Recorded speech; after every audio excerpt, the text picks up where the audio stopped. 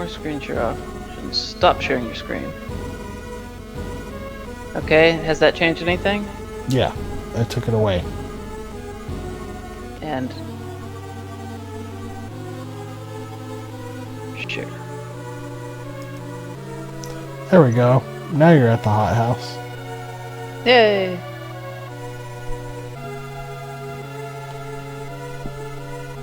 Get your mouse off the freaking screen. Actually, it's on the other screen. That's the funny part.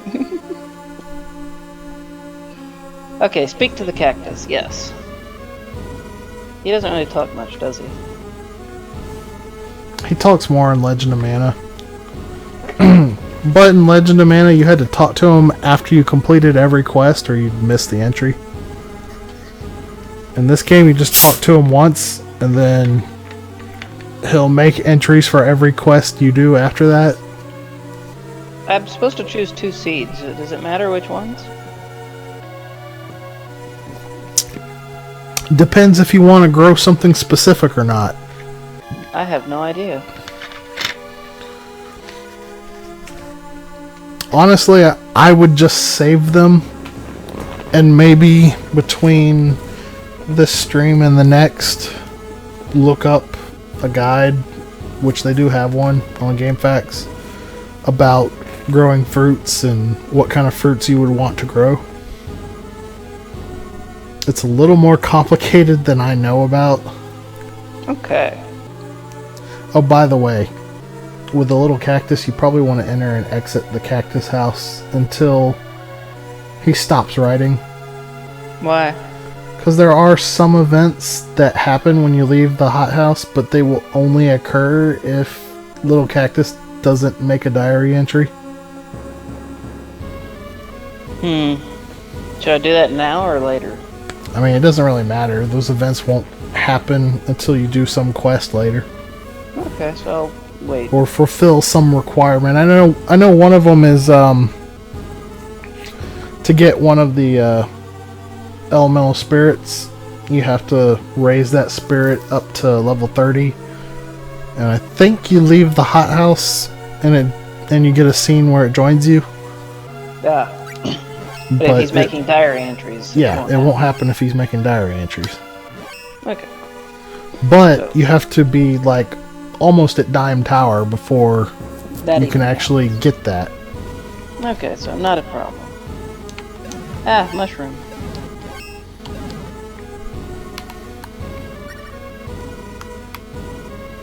And an angel grail.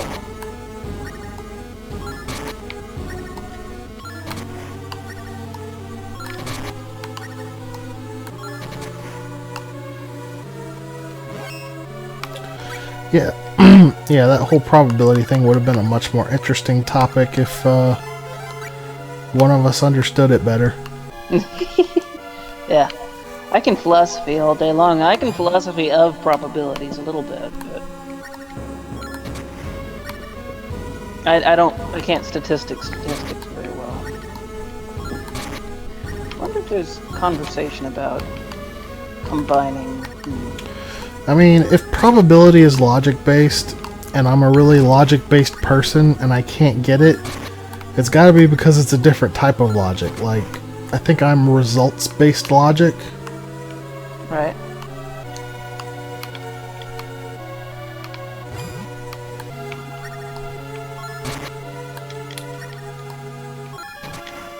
And, Wait, why did this guy not attack? Oh. Probability is just figurative logic.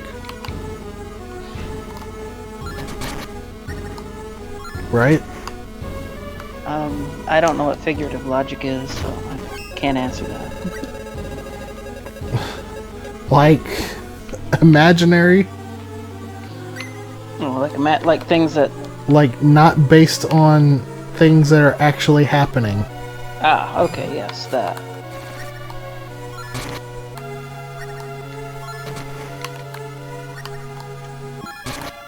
Oh, he dropped a thing.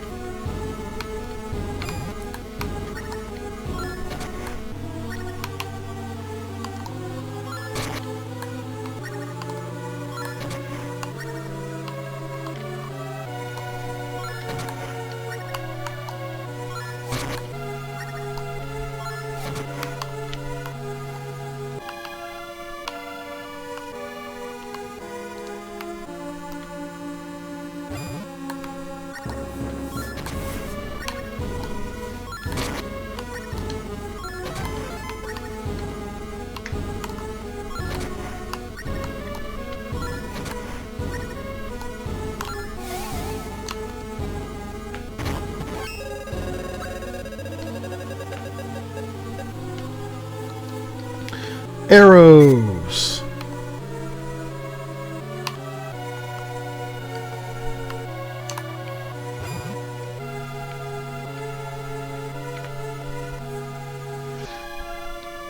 I have a lot more MP now than I did before, but I have less HP. I must have gotten more intelligence this time around. It happens.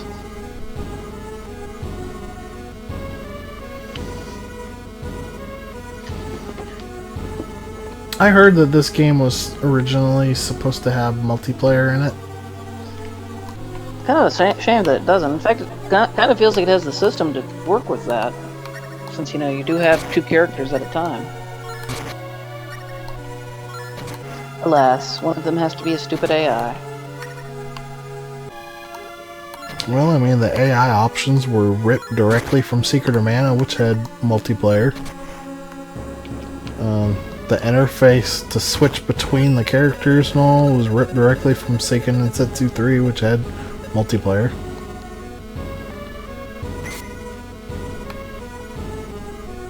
Maybe it was because it was on the GBA. They were like, people can't play multiplayer on a portable device. That would be silly. I actually don't think multiplayer would have worked very well on this game. Because even though it's got a lot of similarities to Secret of Mana and Seiken Densetsu 3, the difference is in those games you have a set party of 3 throughout the entirety of the game. Right. In this game, much like Legend of Mana, your partner is constantly changing. Right. And in Legend of Mana, it has multiplayer, but it's a huge pain in the rear.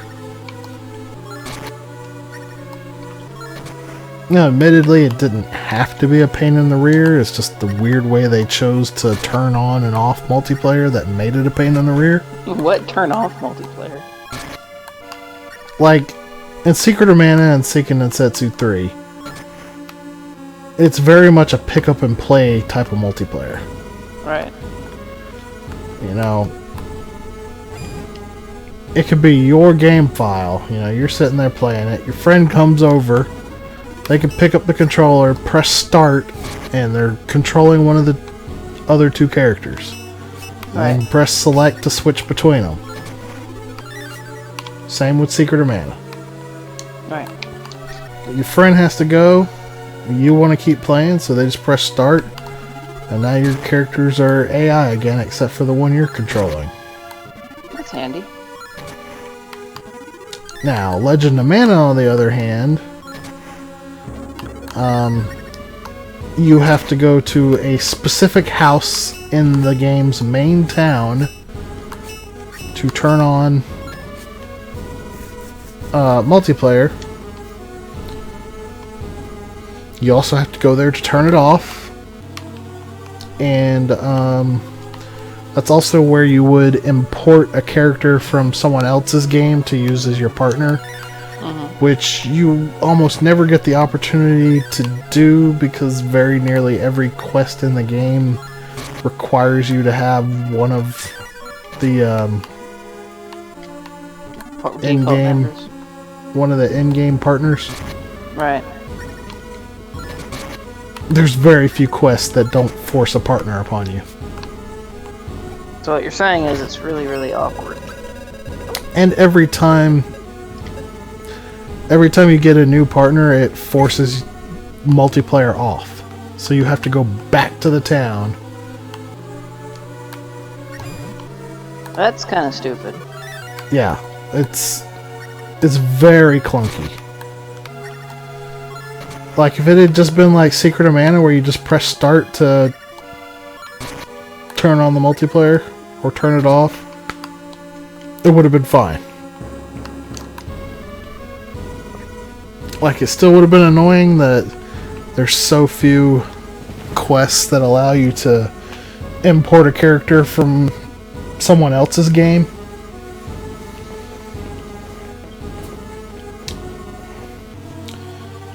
And it really wouldn't even be all that bad if the quests lasted longer, but I mean, most quests in Legend of Mana only take like 5 to 10 minutes to complete.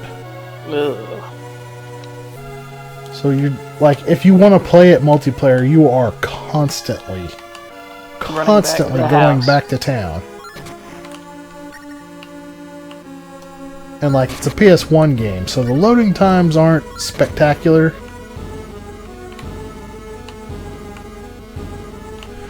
I mean, they're not particularly bad for a PS1 game, but the fact that it is a PS1 game means it's got worse loading times than modern games. Right.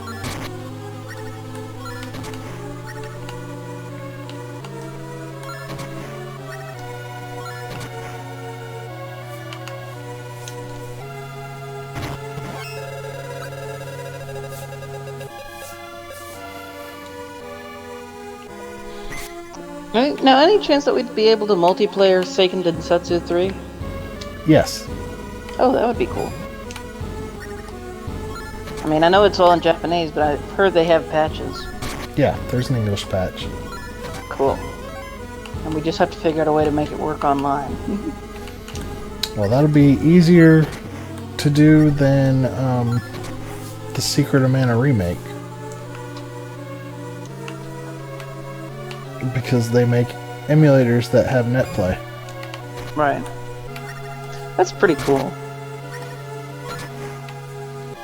I'm thinking we'll use RetroArch, but we gotta make sure we have the exact same version. Well, not just the exact same version of the emulator, but the exact same version of the ROM. Right.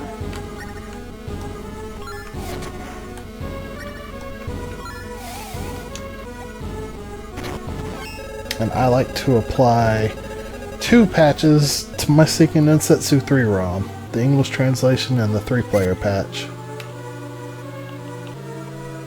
So I might just have to, like, Dropbox my ROM for you. Alright. Even though we wouldn't be doing the, what was the word I was looking for? Why would we do the 3-player patch if we don't have 3 players? Or do we? Punkle said something about wanting to join us. Ooh, okay, well that would be cool.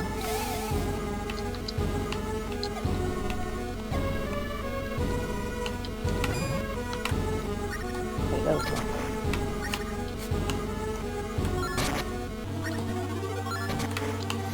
Yeah, it's a weird thing. Both Secret of Mana and Seiken Densetsu 3 had 3-player characters. You could switch between any of them.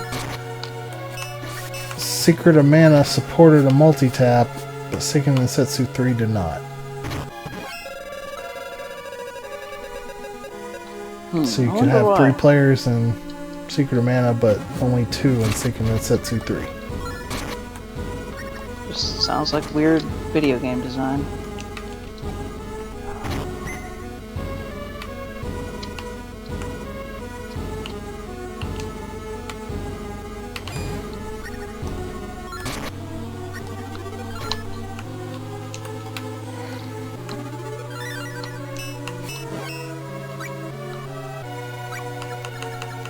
Well, I got my class again. Yay! Mofi Wawo Wii.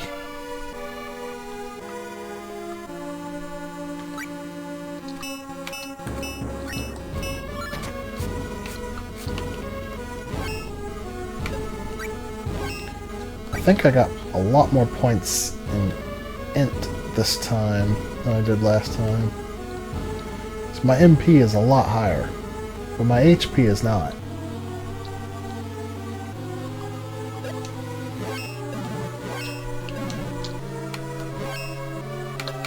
I still don't have the coins I need. I've got 7.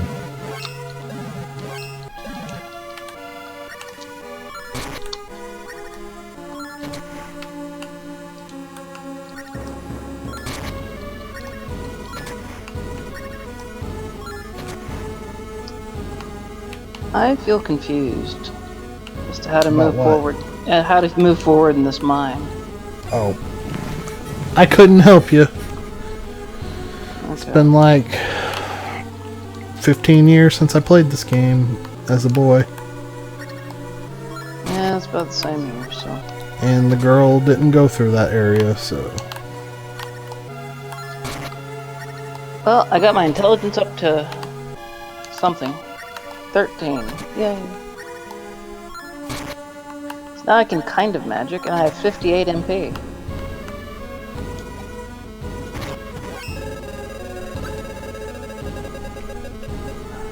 So what do you think of this game so far? The only thing I don't like is that sometimes progression can be a bit fuzzy. That, and I don't like enemies that take 0 damage, just as a general rule. They take what damage? 0 damage. Oh, well, that's a carryover from the original Final Fantasy Adventure game. Right.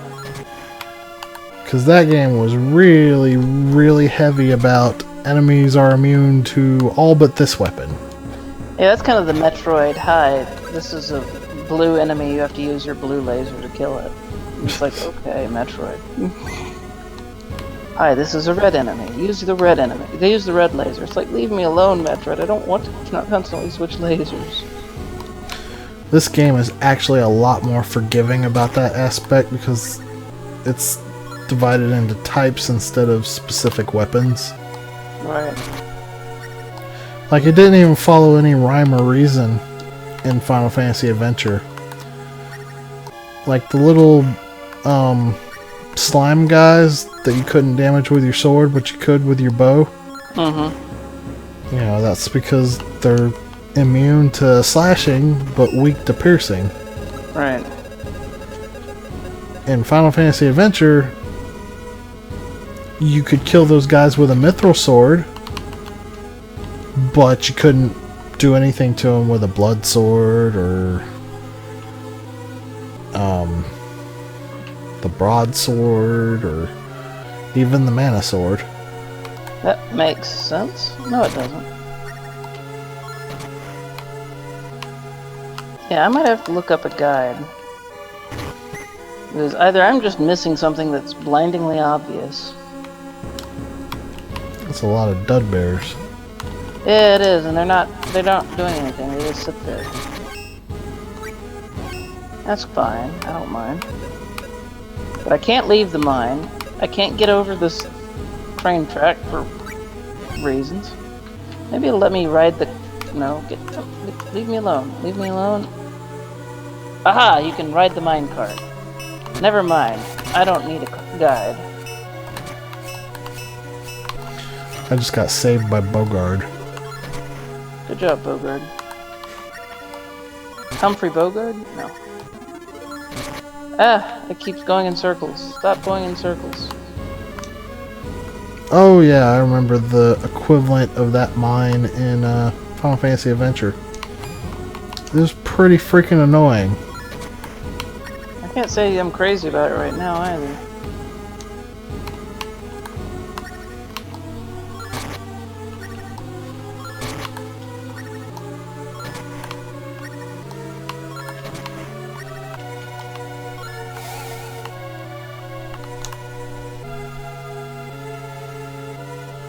Feels like it wants to be a Zelda game right now. It's like, hey, they're mine carts and they're switches. Figure it all out. It's funny you should say that, though. Because Final Fantasy Adventure really, really was just... Hey! It's a Final Fantasy Zelda game! Blech. Maybe I should play this in the Zelda Marathon. Ow. I tried to play Final Fantasy Adventure in the Final Fantasy Marathon. And they said no. Well, I was gonna play it at first, but then they decided they just wanted to do the main numbered games. And tactics. And none of the spin-offs. And not tactics? And Heresy. not tactics. Heresy.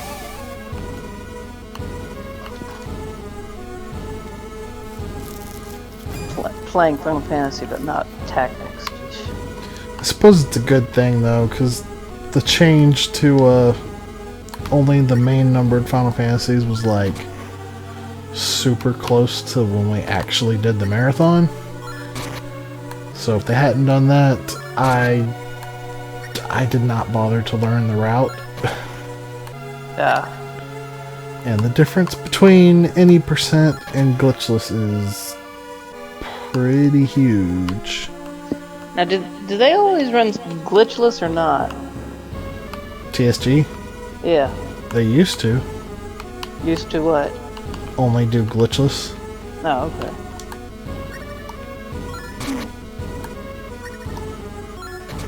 But ever since we've had like some real speedrunners do runs for us, including the fact that Jagger is a real speedrunner and on the team, Right. They kind of stopped caring about upholding a glitchless record. Right. Well, I mean, the whole thing is sort of arbitrary anyway.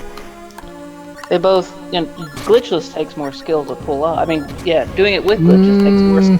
I was gonna say doing it with glitches takes more skill to pull off because it takes so much precision to pull off a lot of the harder glitches. It's not fair to say either takes more skill to pull off.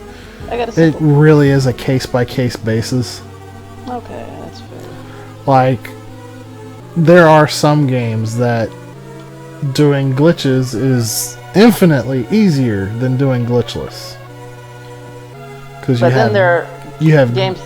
Those games are usually like you have glitches that take minimal effort to do, and like they skip huge chunks of the game, they skip difficult bosses, or they exploit difficult bosses. Or they're Ocarina of Time and they just beat the game in one dungeon. But then on the other hand, there are games that it's probably easier to just play normally without glitches, but it takes a little longer. Right. Like A Link Between Worlds. Right. Yeah, I remember trying out one of those glitches, and it's like, no, I can't quite make this work. I'm going to do something else and play normally. Which one did you try? I wanted to do the Desert Palace skip. Oh yeah, that's the hardest one. Yeah, because that entire dungeon is tedious and boring, so I didn't want to do it. Like there's 3 frame perfect glitches, but for some reason that one is distinctively harder than the other 2. But you just bomb yourself into a wall, and then you can, like, run over. I couldn't get the bombing into a wall part right, so it's like, whatever. I found it's helpful to practice at first with the nice bombs, because you have a couple more frames of leniency to work with, so you can kind of get an idea of what you're doing before you start trying to do it with the regular bombs. Right.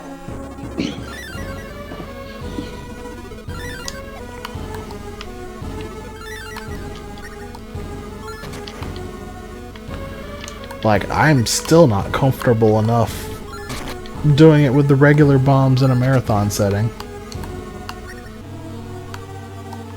Last time I played it in a marathon, I chickened out and I went and found myself 10 Maiamais and got that nice bomb. I mean, I can do it no problem with the nice bombs. It may take me like 2 or 3 tries, but it's not a big issue then. Right.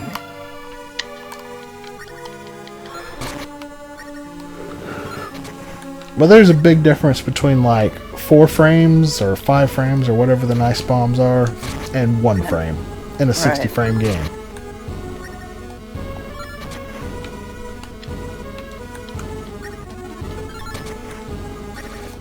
That's another thing to keep in mind when people talk about frame perfect glitches. Like, man, frame perfect glitches are so easy to pull off in Ocarina of Time.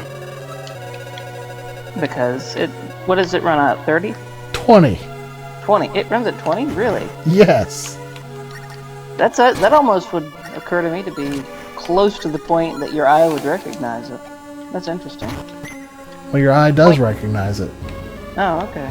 You probably just weren't aware because a lot of games released during that time period that ran at 20? Had low frame rates, like below 30. Well, not everything below 30 is truly low. I mean, the standard for motion pictures, even today, for the most part, is 23.976 frames per second. Which I know it specifically is scary, but that's evidence. In video games, we went from a period where every single game that came out was 60 FPS. Right. Because every game on NES and SNES and Genesis and all that was 60 FPS. Right. Because once we moved into 3D, we took a sharp drop in FPS. That's because it's harder to do all the 3D models and properly. I mean, I get why. But, the thing is, 30 FPS, which now is what's considered bad. Yeah. That was good back then. Right. I never really cared too much about FPS. I still don't. I don't really care that much about 30 FPS. Like, a lot of people will like ride in the streets over 30 FPS, but right. like 30 FPS looks fine as long as it's a stable 30 FPS. Right, yeah. Stability is kind of the important thing. I mean, if I have the option to run at 60 FPS, I'm gonna do it. But right. I don't mind 30 FPS. And in a lot of cases, I can't tell the difference between 30 and 60. Right. Like, there are some games that I can. Like, A Link Between Worlds, I could immediately tell that it was 60 FPS. Right, because it's very smooth. But then there's other games that I swore up and down were 60, and they ended up being 30, like Ocarina of Time 3D. I was curious about what that was at. This seems to be a dead end. I don't think I've ever done the reverse, thinking a 60 was 60 was a 30. Right, yeah, well, that makes sense.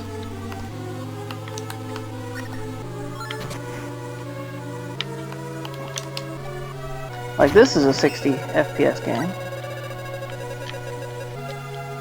Is it? Oh, that's what it says at the top. It actually, it's not even a stable FPS, interestingly, but right now mine's at 59.8. That's probably the emulator. Right. Ah, well, you might be right. Emulator does saying 60 FPS, so. Alright, I should level up. As far as I know, there is no such thing as a 100% accurate emulator for anything. Right. Actually, you're right. I bet the game isn't, because I have noticed a couple screen glitches occasionally.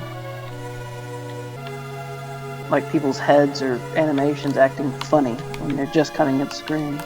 That might just be the game. I don't know. If this game is 60 FPS, then I think it is a bit too floaty. I think Square Enix must have been lazy with the animations. Yeah. Because it doesn't...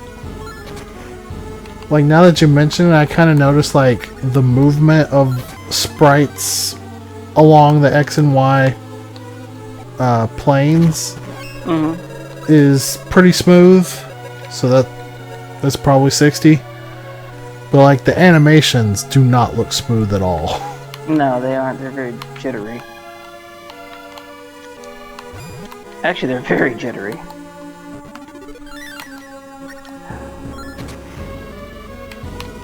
What do I need the sickle for? Does that do anything? Or is that just a weapon? In the original game, you needed it to cut down bushes so that you could walk past them. But I don't think it has any function like that in this version. Okay, so I'm trying to just think of why do I have a sickle now? And where do I go next? And why does this just keep going? Well, I mean, the sickle is my only slashing weapon until I get the axe. I have a sword, so I'm using that. And I'm like, why do I have a bow? Because that weapon sucks. I like the bow. I've used it a couple times, and I'm using the flail right now. I don't even remember what the flail count as. I guess it's bashing. Pretty It sure. makes sense for it to be bashing. Does it say somewhere?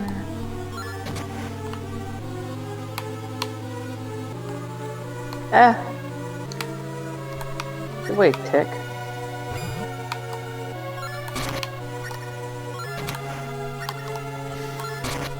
This mine is gigantic and boring. Bad combination of things. Well, you want to talk about gigantic and boring. Have you heard of Children of Mana? Yes. Have you played it? No, obviously. This is the only Mana game I've played. Okay, so it was the first game in the World of Mana project. The first game that came out after this. Mm-hmm. It was the closest World of Mana project game to playing like the rest of the series. But like it wasn't structured like the rest of the series. Mm-hmm. It was basically a roguelike where every entrance into the dungeon felt boring and the same. Oh, okay. That sounds delightful. You know, it's another one of those